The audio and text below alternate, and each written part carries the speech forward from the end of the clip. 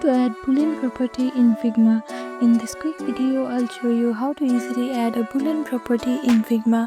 Let's jump right in. First, make sure you have downloaded Figma on your device. After that, open Figma app.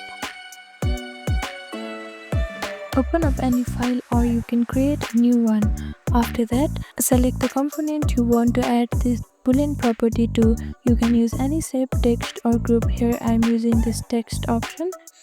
Now look at the right side and open the properties panel.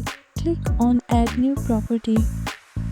When adding a new property, select Boolean. This creates a toggle option usually for showing or hiding parts of your design. Give your Boolean property a name like show icon and set the default value to true or false based on what you need. You can also use Boolean properties inside variants to control visibility easily across multiple states. And this is how you can add Boolean property in Figma. Thank you for watching this video. Please do not forget to like, share and subscribe to our channel and comment down below if you have any other queries. Thank you.